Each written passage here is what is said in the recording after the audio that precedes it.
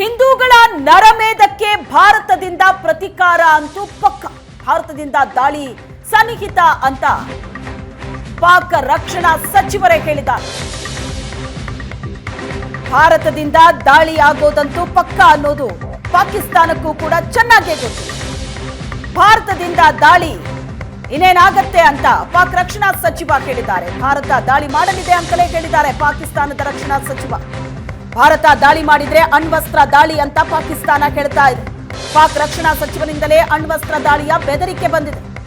ಭಾರತದ ದಾಳಿ ತಡೆಯೋದಕ್ಕೆ ಪಾಕಿಸ್ತಾನ ಪ್ರಯೋಗ ಮಾಡ್ತಾ ಇರೋದು, ನೀವು ನಮ್ಮ ಮೇಲೆ ದಾಳಿ ಮಾಡಿದ್ರೆ ನಾವು ಅಣ್ವಸ್ತ್ರವನ್ನ ಪ್ರಯೋಗ ಮಾಡ್ತೀವಿ, ಹೆದರಿಸೋದಕ್ಕಲ್ಲ ಅಣ್ವಸ್ತ್ರವನ್ನ ಪಾಕಿಸ್ತಾನ ಇಟ್ಕೊಂಡಿರೋದು ಅಂತ ಪಾಕಿಸ್ತಾನದ ನಾಯಕರು ಉದ್ದಟತನದ ಹೇಳಿಕೆ ಕೊಡ್ತಾ ಇದ್ದಾರೆ. ಪಾಕಿಸ್ತಾನದ ರಕ್ಷಣಾ ಸಚಿವರೇ ಬೆದರಿದ್ದಾರೆ. ಪಾಕ್ ವಿರುದ್ಧ ದಾಳಿಗೆ ಭಾರತೀಯ ಸೇನೆ ಸಜ್ಜಾಗ್ತಾ ಇದೆ. 26 ಹಿಂದೂಗಳ ಹತ್ಯೆಗೆ ತಿರುಗೇಟನ್ನ ನೀಡೋದಕ್ಕೆ ಭಾರತ ಕಾಯ್ತಾ ಇದೆ.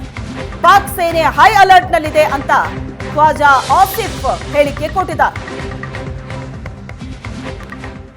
There is a likelihood that India will attempt an incursion in Pakistan and will engage Pakistan militarily. That is a possibility, a very clear and stark possibility. Cannot be ruled out. We are absolutely ready at high alert. If there is a violation of our airspace or there is violation on the ground, if we are engaged in any way on the seas, we are prepared to respond, and inshallah we'll give a befitting response to India on the possibilities of an attack from India. We have absolutely no involvement. Till now there is no proof of any involvement of Pakistan in this sad incident. Loss of innocent lives.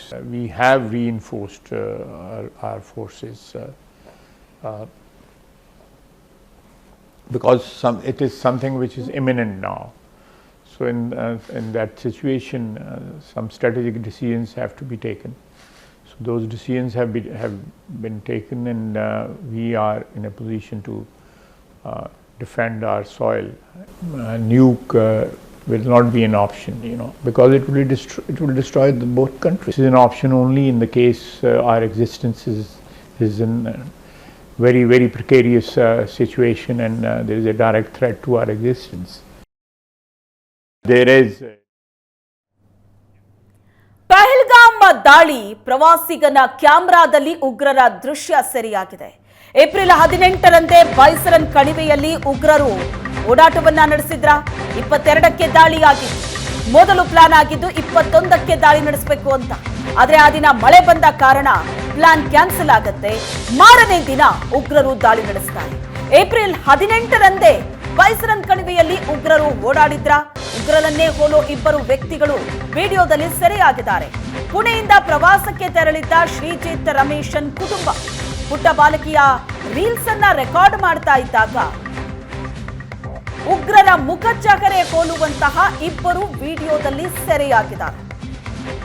ಹಾಗಾದ್ರೆ April 18ರಂದೇ ಬೈಸರನ್ ಕಣಿವೆಯಲ್ಲಿ ಉಗ್ರರು ಓಡಾಟ ನಡೆಸಿದ್ರ. ಬೈಸರನ್ನ ಕಣಿವೆಯ ದೃಶ್ಯ ನೀವು ನೋಡ್ತಾ ಇದ್ದೀರಿ. April 18ರಂದು capture ಆದಂತ ವಿಡಿಯೋ ಇದು. ಆ ಮಗು ಆಟ ಆಡ್ತಾ ಇದೆ. ಮಗುವಿನ ರೀಲ್ಸ್ ಅನ್ನ ತಂದೆ ತೆಗಿತಾ ಇದ್ರು. ಆಗ ಮಗುವಿನ ಹಿಂದೆ 2 ಪಾಸ್ ಆಗ್ತಾರೆ. ಏಪ್ರಿಲ್ 18ರ ವಿಡಿಯೋ ಇದು. ಉಗ್ರರನ್ನ ಹೋಲುವಂತಹ ವ್ಯಕ್ತಿಗಳು ಈ ವಿಡಿಯೋದಲ್ಲಿ ಕ್ಯಾಪ್ಚರ್ ಆಗಿದ್ದಾರೆ. ಈ ವಿಡಿಯೋ ರೆಕಾರ್ಡ್ ಆಗಿದ್ದು ಏಪ್ರಿಲ್ 18.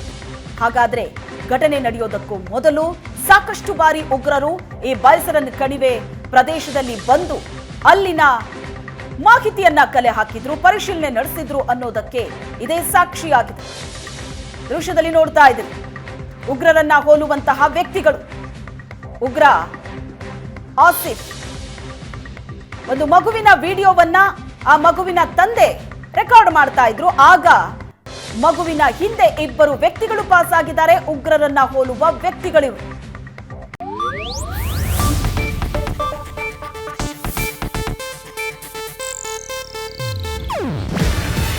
ಇದು ಏಷ್ಯಾನೆಟ್ ನ್ಯೂಸ್ ನೆಟ್ವರ್ಕ್ ಪ್ರಸ್ತುತಿ.